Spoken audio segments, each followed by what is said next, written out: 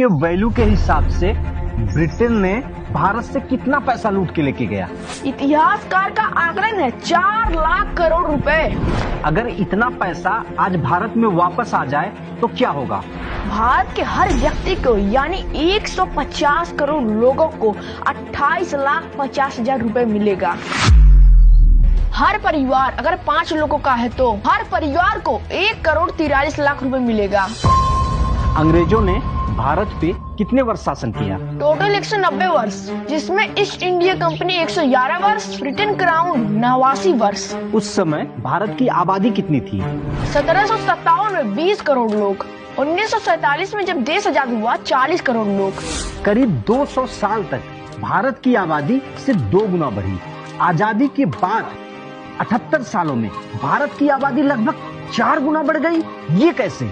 नहीं पता आजादी के बाद क्या खेला चल रहा है देश में। अंग्रेजों ने इतनी बड़ी जनसंख्या पे राज कैसे किया?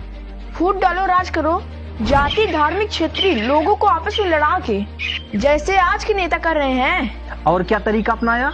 राजा रियासत जमींदारों को अपने तरफ मिलाया, भारतीयों को अपने फौज में शामिल करके मजबूत सेना बनाया। आम आदमी को गुलामी से क्या फर्क पड़ता था? कुछ नहीं। मतलब? दूर दराज के गांव में न सड़कें न कोई सुविधा, सब अपने काम में व्यस्त हैं।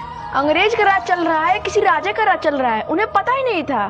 तो फर्क क्या पड़ेगा? शासन किसी का भी हो, लेकिन गरीबों का जीवन वैसा ही था। और लिखित रूप से जाति कब बनी? 1871 में शुरू हुआ, 1901 तक लिखित जाति बनाया गया। अंग्रेजों ने जातियां निर्धारित कैसे की? पारंपरिक पेशे से मौखिक रूप से पूछ के। अंग्रेज भारत से क्या लूट के लेके गए? उस समय ईस्ट इंडिया कंपनी के जितने भी कर्मचारी थे, उसमें से 60% लोग ब्रिटेन में आज भी खानदानी रईस हैं। और क्या ले गए अंग्रेज भारत से? अंग्रेज पहले गुरुकुल, मदरसे, लोकल शिक्षा व्यवस्था बंद किया, जिससे भारत में 80% गाँव में रहने वाली जनता अनपढ़ हो गयी। फिर धीरे धीरे अपनी भाषा अंग्रेजी को शिक्षा में बढ़ावा देने लगे, और ये सिर्फ शहरों तक सीमित था। क्या अंग्रेजों के पहले हमारी शिक्षा व्यवस्था अच्छी थी? बहुत अच्छी थी, इसलिए उस समय हम बहुत आगे थे। जैसे गणित, धातु कर्म, आयुर्वेद, खगोल विज्ञान, कृषि ज्ञान में हम दुनिया में श्रेष्ठ थे। क्या अंग्रेजों ने इसे नष्ट कर दिया? अंग्रेजों ने इसे नया पैकेजिंग किया।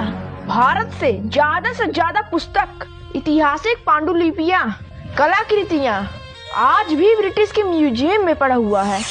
जिस देश को सैकड़ों साल अनपढ़ रखा गया हो, वो कितना ही तरक्की कर लेगा। लोग कैसे मानेंगे कि हमारी शिक्षा व्यवस्था बहुत अच्छी थी?